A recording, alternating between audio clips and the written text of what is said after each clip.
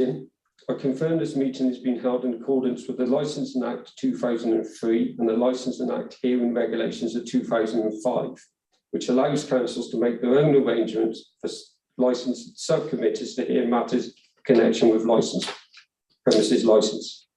I will go to each remote attendee to confirm they can hear and be heard.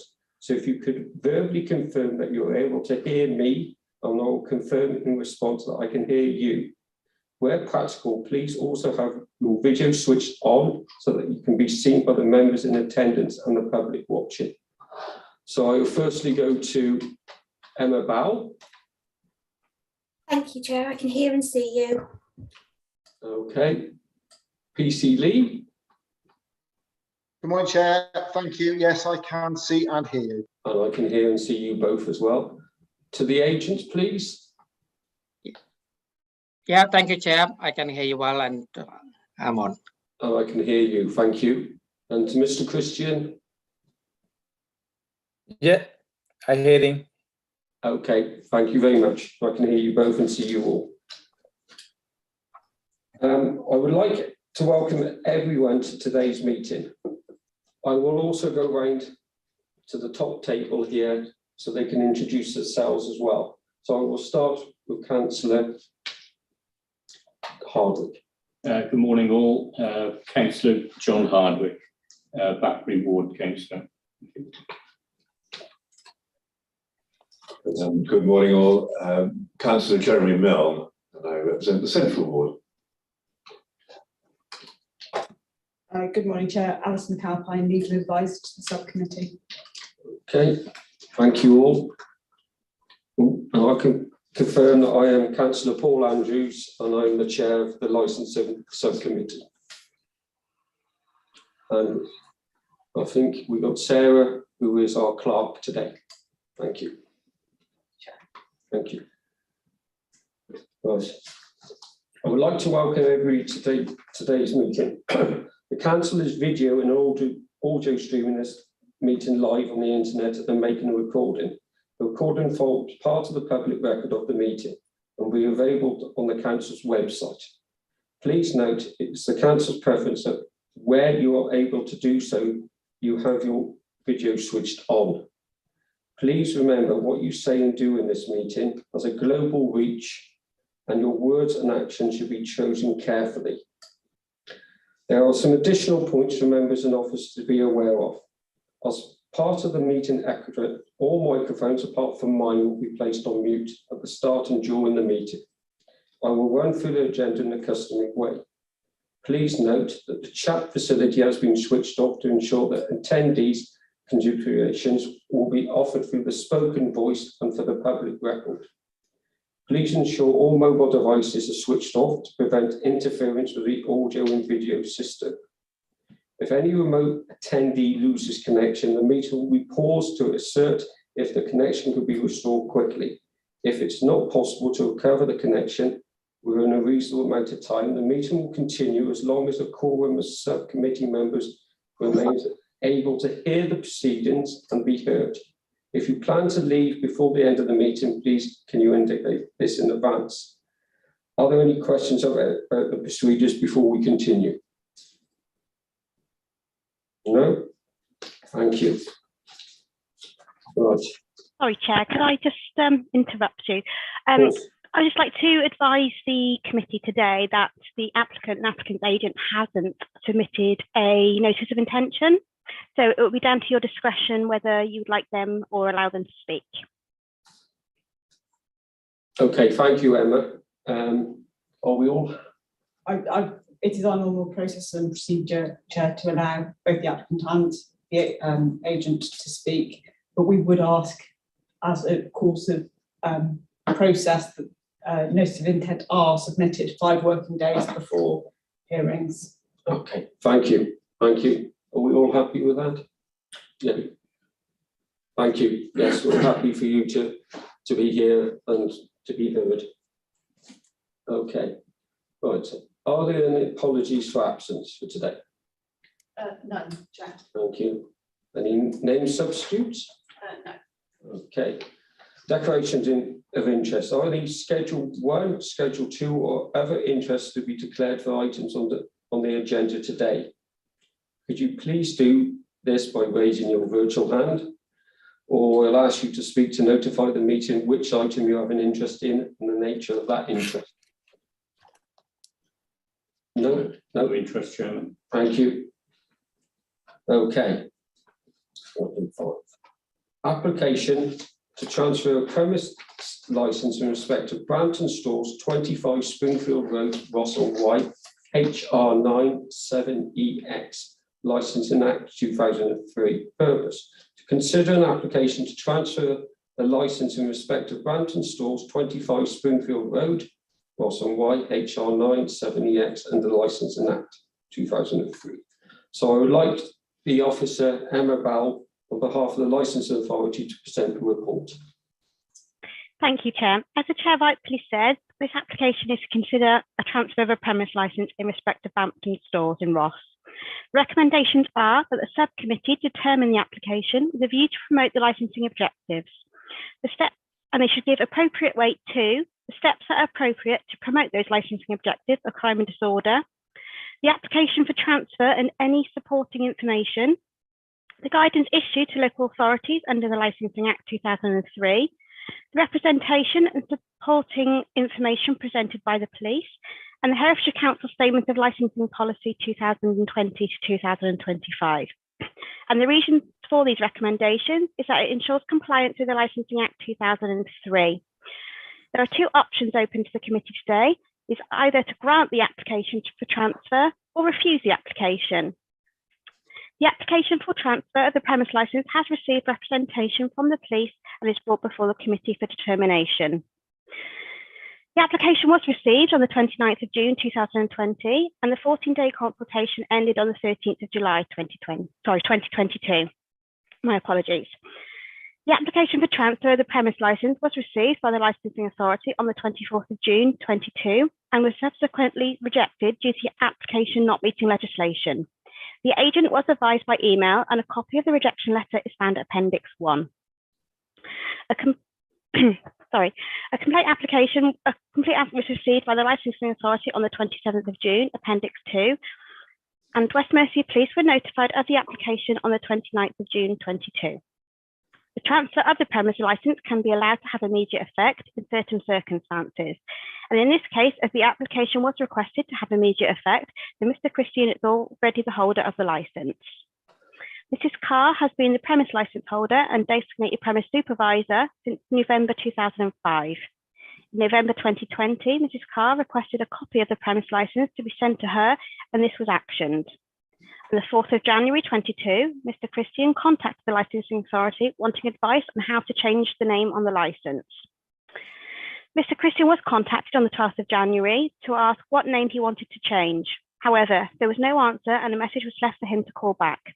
According to our systems, the call was not returned, therefore the service request was closed down. Mr. Christian again contacted the Licensing Authority on the 9th of February 22 about wanting to make changes to the licence in respect of hours. However, as Mr. Christian was not the premise licence holder, the Licensing Authority could not discuss this with him. West Mercia Police attended the premises on the 15th of June 22, following intelligence they received about substandard living conditions. Mr. Christian was present and identified himself as the manager of the business. A male was to be found living in a room at the rear of the premises that would not be deemed suitable for living accommodation. Whilst at the premises, inquiries identified the male who confirmed his employment at the premises as committing offences under the Immigration Act and was subsequently arrested.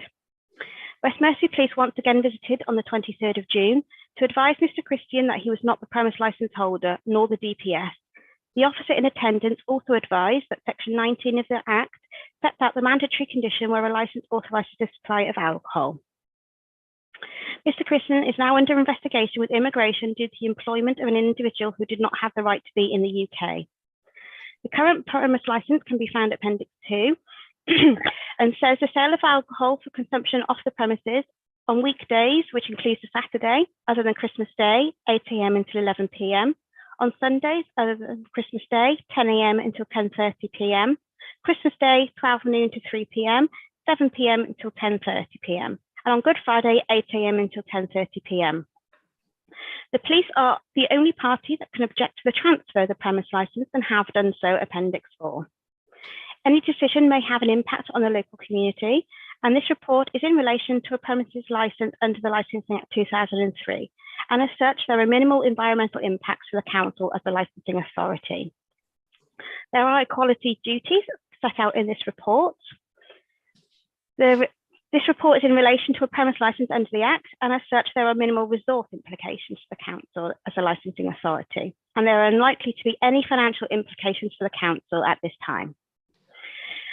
There are relevant legal implications set out in this report, which you're, sorry, I've lost my place, which your legal advisor can advise you on further. There is certain also criminal activity that may arise in connection with a licensed premises, which should be treated particularly seriously. These are the use of licensed premises for some relevant documentation, but the one that should be highlighted today is for employing a person who is disqualified from that work by reason of their immigration status in the UK. Section 42 of the Act states that where a notice is given under Section 42(6), objection notice, and not withdrawn, the authority must hold a hearing to consider it unless the authority, the applicant, and the person gave the notice agrees that a hearing is not necessary. So having regard to the notice is where the notice is given under Section 42(6), reject the application if it considers it appropriate for the promotion of crime and prevention objective to do so, or where the notice is given under Section 42(8) to reject the application if it considers it appropriate for the prevention of illegal working in licensed premises. In effect, this means that any decision has an immediate effect. There is a right of appeal to Magistrates' Court within 21 days of being notified in writing of the decision. However, as the decision has immediate effect, the licence is not reinstated pending an appeal. There is little risk associated with the decision at this time, as this legislation allows for the 21 days appeal to the Magistrates' Court. The police are the only responsible authorities that can object and have been consulted. Appendices 1 to 4 are found at the back of this report. And also there has been several supplements submitted over the last few days. Thank you, Chair. Thank you, Annabelle.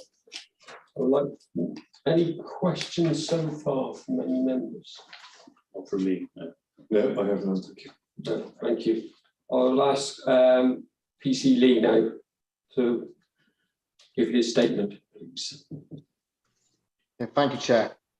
Before I start, I'm going to refer, if it's okay with yourselves, to refer Mr. Christian to avoid embarrassing both him and I with my pronunciation of his first name. If I could just refer to him as Mr. Christian, I assume that will be okay. Okay, Brampton Stores is a small-sized convenience store located in Springfield Road, Ross-on-Wye. The premises is licensed to sell alcohol consumption off the premises. Prior to the 27th of June 2022, the premises license holder and designated premises supervisor, or DPS, was a Rajvinder Kaur. On Wednesday, the 16th of June, based on information received from Trading Standards, details of which have been submitted to you in the bundle, police attended the premises to investigate the concerns raised. And this was with regards to the living conditions of a member of staff at the premises.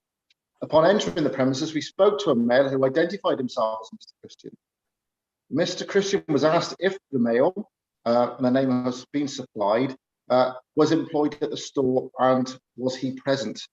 Mr. Christian confirmed the male was employed and that he was away in London looking for work. I asked Mr. Christian where the male lived. Mr. Christian stated that the male lived above the shop. I asked Mr. Christian if he was the landlord. He said he wasn't, but he would try and contact the landlord. Mr. Christian started to use his phone, presenting as if he was trying to message the landlord. I explained that we had concerns regarding the living conditions of the male and that he was living at the rear of the premises adjacent to the, or connected to the storage area. I asked Mr. Christian if he would be willing to show me. Mr. Christian agreed and showed me the rear storeroom, which contained a large amount of stock, including alcohol and other food items. I asked Mr. Christian if there's any other rooms, to which he advised there was not.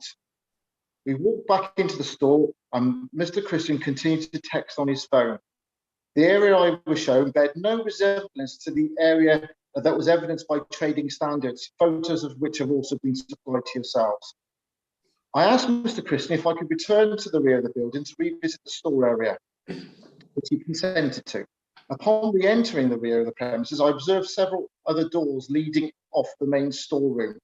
I opened the door to the left and found a male in the room who identified himself as the male I was asking for. The male confirmed that he was that male.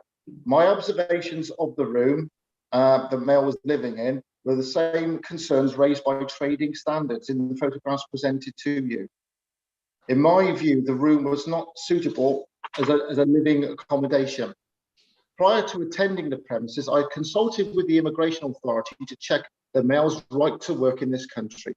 The immigration authority had advised that the male had entered the country to attend further education, but records indicated that education had been terminated. When I spoke to the male, he was vague about the hours he was working and how much he was earning.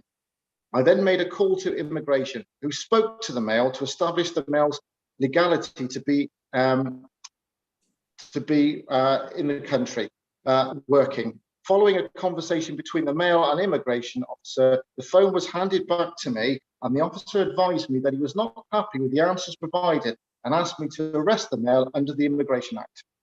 In order to make the arrest, I required the passport for the male, which I was advised he did not have. It was in fact in possession of Mr. Christian, who it was alleged was keeping the passport safe at an address in Gloucester. I asked Mr. Christian to make arrangements for the passport to be returned to Ross-on-Wye immediately. I explained to Mr. Christian that I was not happy with the way he had misled me on the fact that he had stated the male had lived up above the premises when in fact he was living in what I would consider to be the rear storeroom.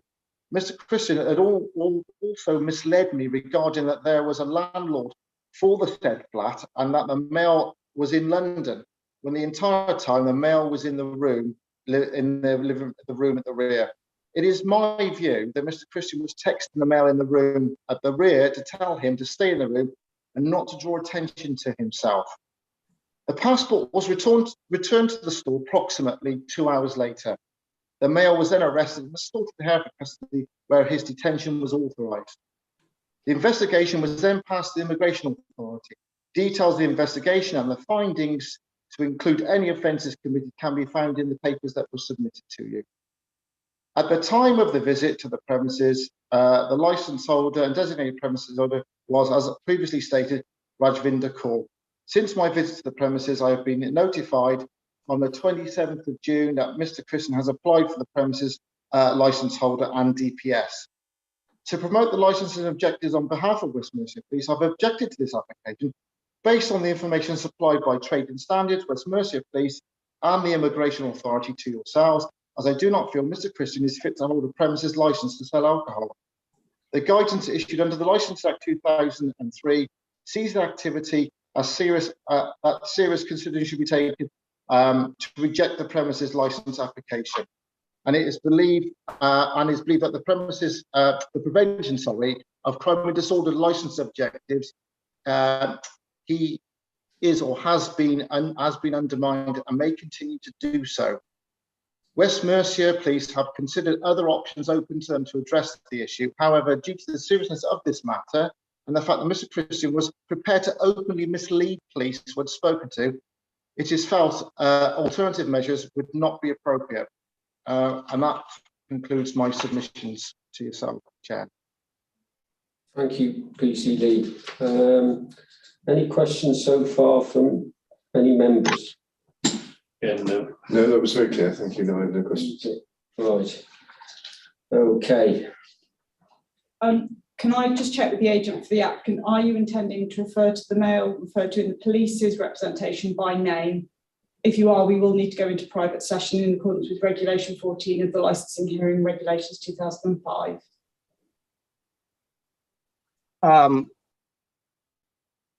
Yeah, I think we will refer the name. That's appropriate, I think. Fine. Can I ask that the stream to the global population is paused while we go into private session? Okay.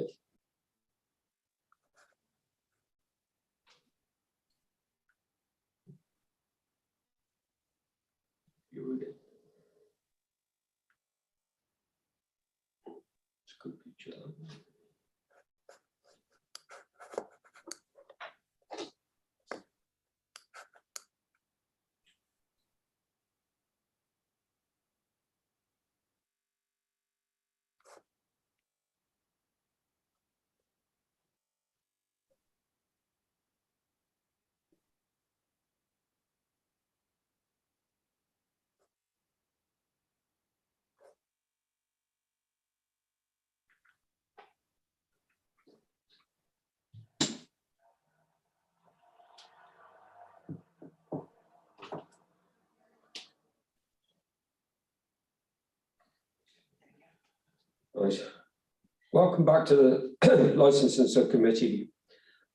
Before I actually read the decision, I would just like to make sure the virtual attendees can hear me. Yeah, we can hear you. I can hear you. Yes, thank you, Chair. Thank you. Okay. I will now read the decision of the subcommittee. The subcommittee's decision is to reject the request to transfer the premises license to Mr. Christian. The reasons being, the subcommittee has taken into account the representations and information submitted to the subcommittee, as well as the reasons it was necessary for the subcommittee meeting to be convened. Excuse me. The subcommittee considered that the police's information is credible and detailed, and as such, the transfer of the premises license would undermine the licensing objectives, in particular the crime and disorder objective. So that is our decision. Okay. Now, obviously, we've got item 6. Due to obviously item 5 being refused, we cannot look at the DPS license.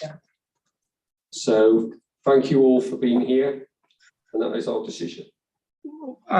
What is this appeal process again, please? Could you, I know the licensing officer Emma read that, but I just wanted to. Is it 20? It's 21 days within notification of the decisions as set out in the report. Yeah. All right then. Excellent. But in the meantime, you know, the license is called by him. You know, he can continue to be a license holder and the DPS until the appeal decision made, right? No, the appeal, the decision takes immediate effect for this application. But then we are appealing. So can you just... Sorry, there's a paragraph in the report that gives the information that it doesn't matter if you appeal or not, this decision has immediate effect. Okay. So the license is existing to the current license holders, going back to that. Yeah. Correct. All right. Excellent. Thank you so much for that. Okay. Thank you for your time. Bye. Yeah. Can I just ask for the live stream to finish, please? And I formally declare